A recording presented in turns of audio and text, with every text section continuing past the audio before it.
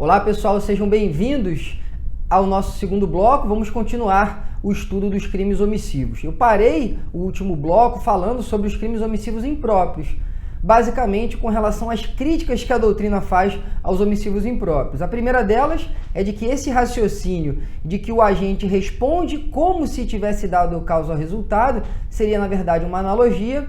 E uma segunda crítica é com relação à indeterminação que ocorre nos omissivos impróprios, porque a lei não descreve quais são os bens jurídicos que serão alcançados por esse dever especial de agir. Essa segunda crítica com relação aos bens jurídicos nós já solucionamos e eu já trouxe para você a resposta para esse questionamento de que esse dever especial de agir só alcança os bens jurídicos mais importantes.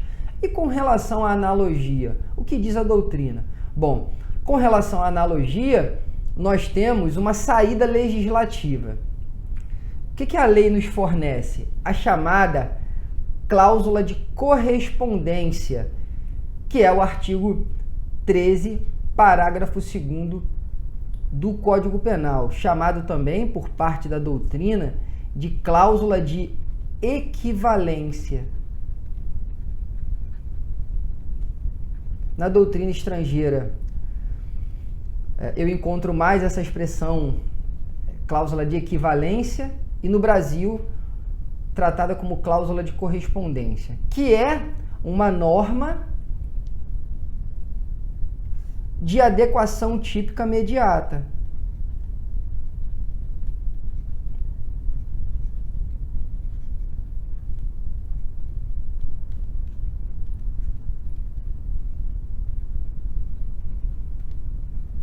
Então diz a doutrina, olha, punir o garantidor como se ele tivesse dado a causa ao resultado, se não tivéssemos uma cláusula legal no Código Penal estabelecendo essa correspondência, seria sim uma analogia. Só que esse raciocínio da analogia não se aplica ao Brasil, porque nós possuímos no artigo 13, parágrafo 2º, a chamada cláusula de equivalência ou cláusula de correspondência, que permite a adequação típica imediata, o que preenche exigências ligadas ao princípio da legalidade. Então, o artigo 13, parágrafo 2º, atribui ao garantidor o resultado como se ele tivesse dado causa ao resultado. Ou seja, a omissão do garantidor equivale ou corresponde a uma ação do causador da lesão ao bem jurídico. A não evitação corresponde à realização ativa do resultado. Então, superamos a problemática com relação ao princípio da legalidade. Estrutura ou elementos do tipo de omissão própria. O tipo de omissão própria possui alguns elementos.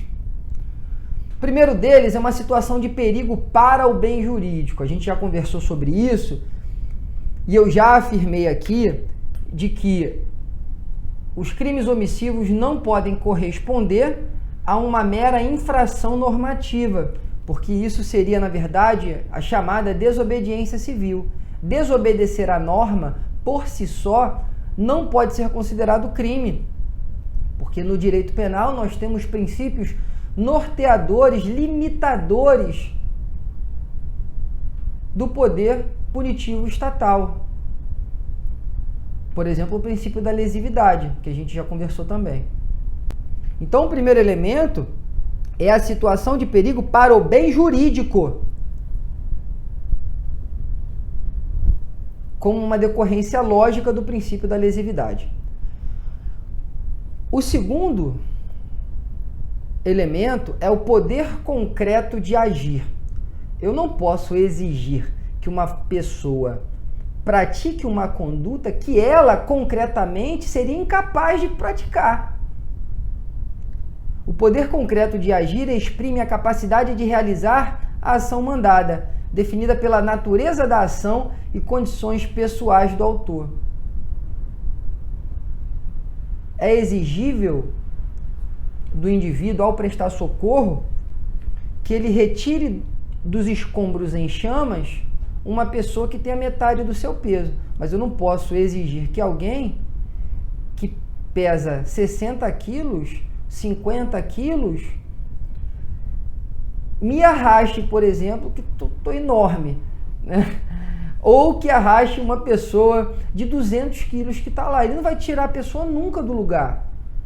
Então, se ele nada faz, ele não pode ser punido por essa omissão, porque não há ali um poder concreto de agir. Ele não pode fazer nada. Se ele não pode, o direito não vai exigir dele essa conduta.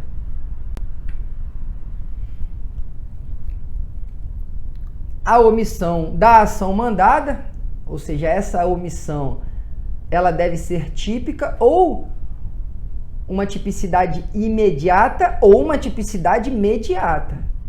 No caso dos crimes omissivos próprios, uma tipicidade imediata, porque no tipo omissivo próprio, o tipo penal descreve o dever de agir.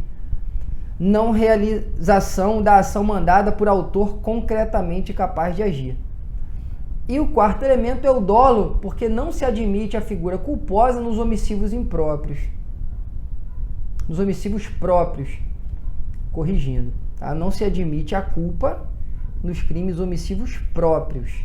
Nos omissivos impróprios se admite.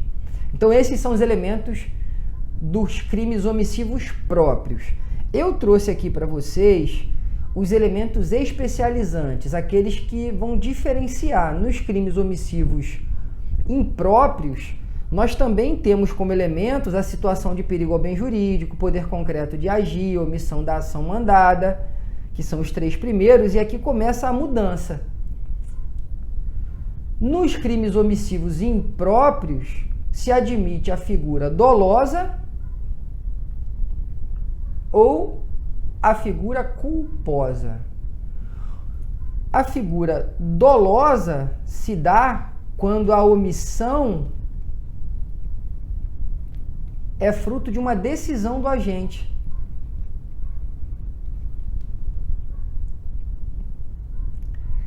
E na omissão culposa, ele se omite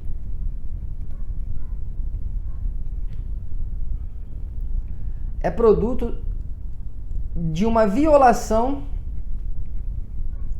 de dever objetivo de cuidado. Aqui eu tenho dolo e aqui eu tenho culpa. No exemplo do salva-vidas na piscina, quando ele não salva porque decide não salvar, omissão dolosa.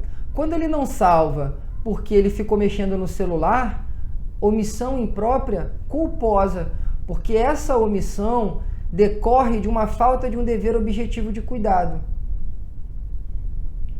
Tá? Então, os crimes omissivos impróprios admitem a forma dolosa ou a forma culposa, a depender da postura psíquica do autor da omissão.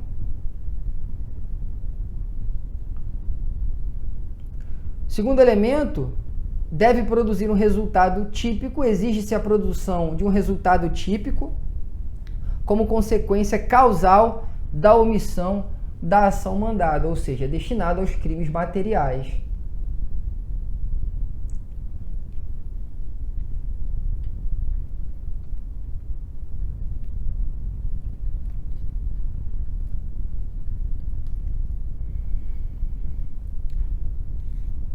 E o último elemento especializante é a posição de garantidor. A posição de garantidor, isso já até caiu em prova objetiva para delegado, é um elemento do tipo de omissão de ação imprópria.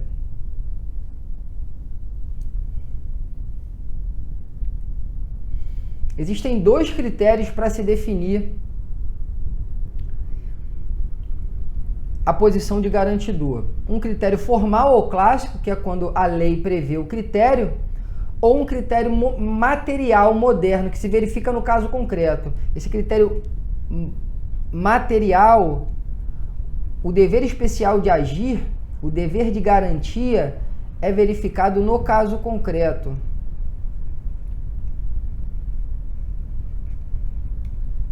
O Brasil adota o critério formal, porque ele possui de forma expressa uma cláusula de correspondência.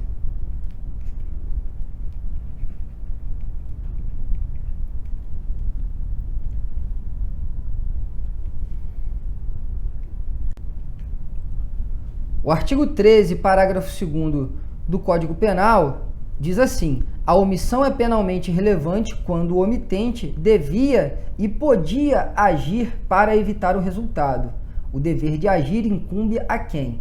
A linha A tenha obrigação de cuidado, proteção ou vigilância. Esse dever legal é destinado a relações familiares entre casais, parentes em linha reta e irmãos. Não alcança as ações livres de sujeitos capazes de compreensão. A gente já falou sobre isso, já trouxe exemplos, tá ok? Na linha B, diz assim o Código Penal: de outra forma, assumiu a responsabilidade de impedir o resultado. Há uma assunção de responsabilidade de impedir o resultado de forma contratual ou extracontratual. É o famoso passa o olho no meu filho para mim. O vizinho vai lá, entrega a criança, né?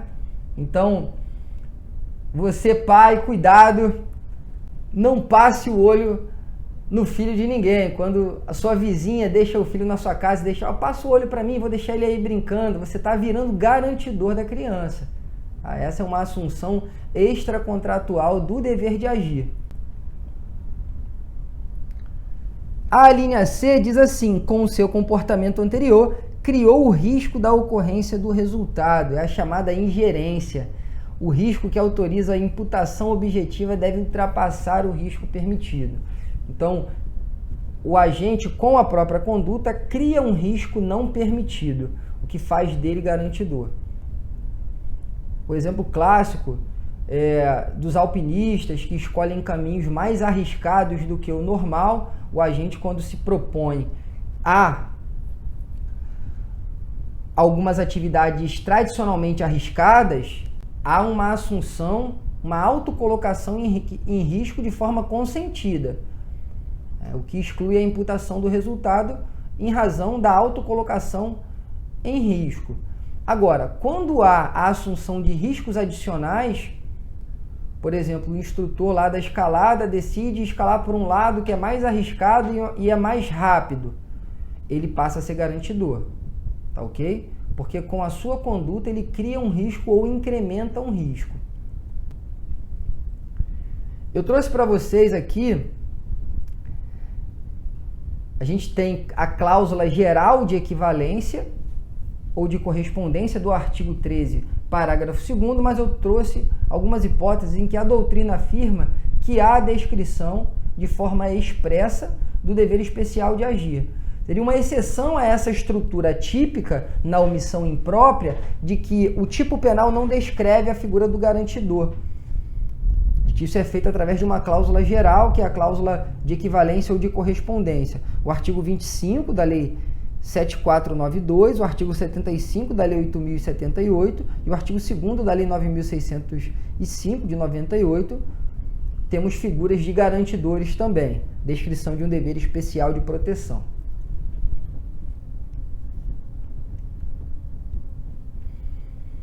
Uma questão importante, que surge uma divergência na doutrina, é com relação ao elemento subjetivo na omissão. Se a omissão própria ela tem que ser dolosa e a omissão imprópria ela pode ser dolosa ou culposa, nós analisamos aqui o dolo na omissão. Diz a doutrina majoritária: o dolo na omissão não precisa ser constituído de consciência e vontade. basta o conhecimento da situação fática de perigo e o conhecimento do resultado da posição de garante, no caso da omissão imprópria. Isso porque o dolo, como vontade consciente de omitir a ação mandada, constituiria rara exceção o médico que decide recusar o paciente sob o argumento de inexistência de leito livre. Identificar na omissão imprópria essa decisão é muito difícil. Então não se exige a decisão como identificadora do dolo na omissão imprópria. Basta o conhecimento da situação de perigo e o conhecimento da posição de garantidor. Uma segunda posição na doutrina, capitaneada pelo Juarez Tavares, afirma que no dolo, sobretudo na omissão imprópria, exige-se, além de consciência, o elemento emocional da vontade, ou seja, trabalha com uma ideia tradicional de dolo como consciência e vontade de omissão.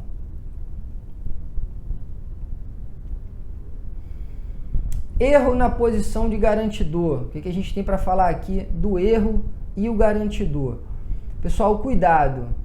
O erro do garantidor, ele pode ser um erro de tipo ou um erro de proibição. Se o agente erra, e aqui só uma observação, nós vamos adotar o mesmo raciocínio da teoria limitada da culpabilidade que trata das discriminantes putativas, que a gente vai estudar na nossa aula de erro. Tá? Aqui não se aplica à teoria, nós adotamos o mesmo raciocínio da teoria limitada da culpabilidade. Isso porque é errado afirmar que nesse caso se aplica a teoria limitada da culpabilidade, porque esta teoria só serve para explicar o tratamento do erro nas discriminantes putativas. Para isso que ela serve. Então nós aqui aplicamos o mesmo raciocínio. Que raciocínio é esse? Se o agente erra sobre os pressupostos fáticos da situação fática de garantia, que é pressupostos fáticos e não táticos, pressupostos fáticos do garantidor, ou seja, ele acha que não é garantidor,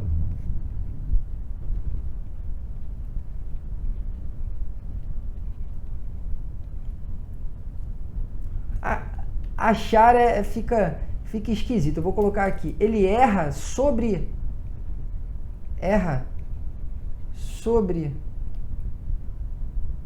a posição de garantidor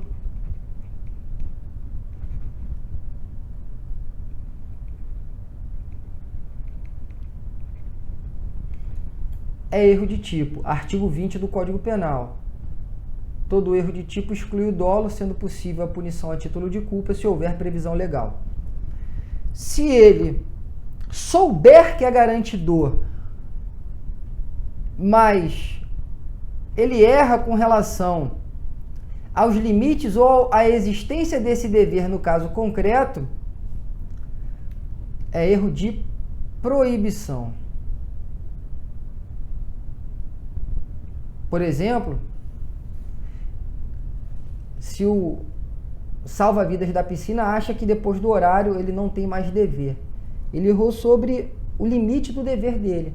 Enquanto tiver gente na piscina, ele tem que cuidar das pessoas. Ele não pode largar as crianças na piscina, deu o horário dele, levantar e ir embora e as crianças morrerem afogadas. Então ele sabe que é garantidor, mas ele erra com relação aos limites. Para ele,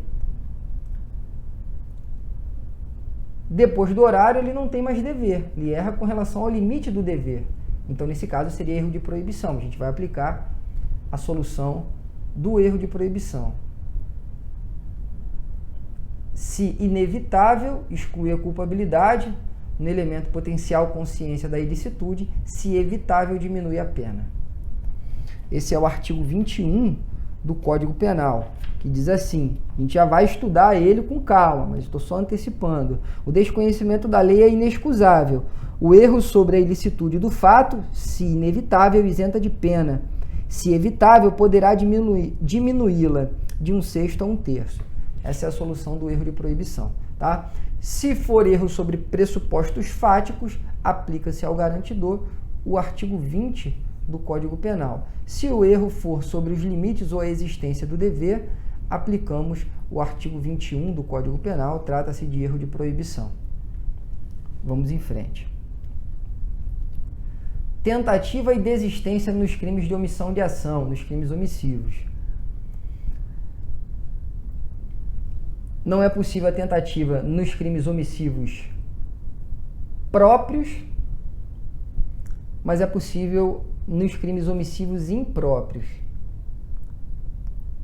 O início da tentativa, o início dos atos executórios se dá com a criação ou aumento do risco, com a perda da primeira possibilidade de agir e a perda do último momento para excluir o resultado. Então é cabível a tentativa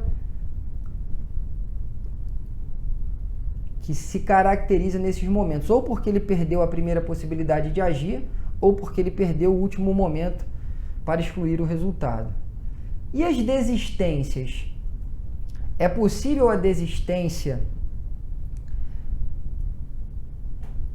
nos crimes omissivos? Desde que ele desista praticando uma conduta positiva. Tá ok? Bom, uma crítica que eu anotei aqui é que a tentativa, como ela é feita, como ela é posta no Código Penal, diz a doutrina, ela é adequada para os crimes de ação. Ela não é adequada para os crimes de omissão de ação. Por isso essa dificuldade de estabelecermos o momento do início dos atos executórios, ligado à perda da possibilidade de agir, ou da primeira possibilidade, ou até o último momento para exclusão do resultado. Então a tentativa nos crimes omissivos, essa é uma construção da doutrina, o artigo 14, inciso 2 não fala isso, a tentativa está ligada à perda da possibilidade de agir.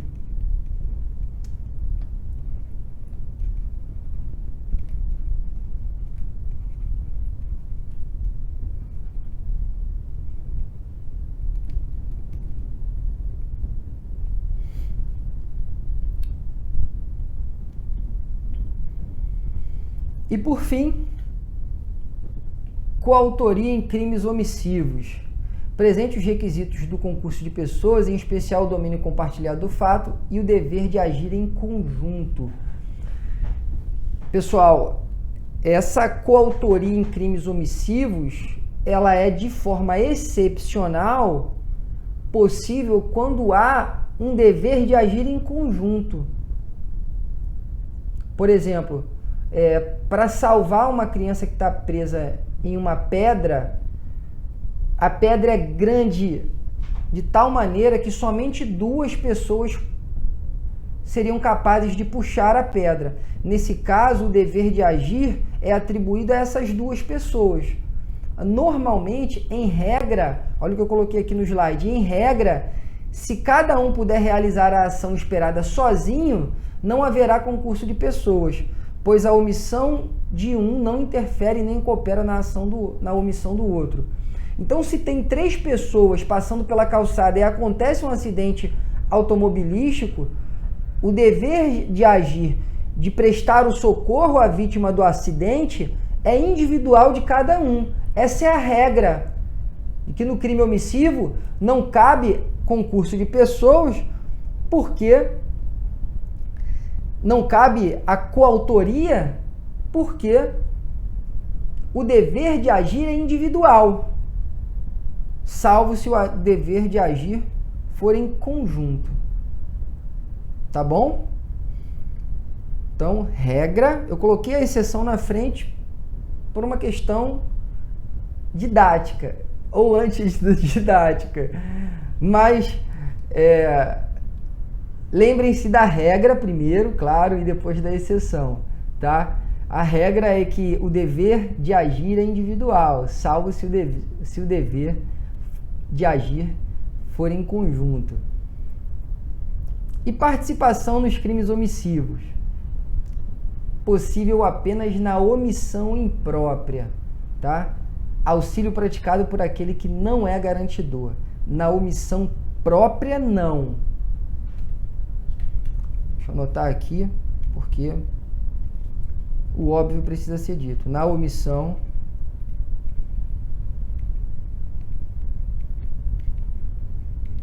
própria, não é admitida. Tudo bem? Pessoal, fechamos a nossa aula sobre omissão e na próxima aula a gente começa com ilicitude. Vamos juntos, muito trabalho, muita coisa ainda. Vamos em frente. Grande abraço.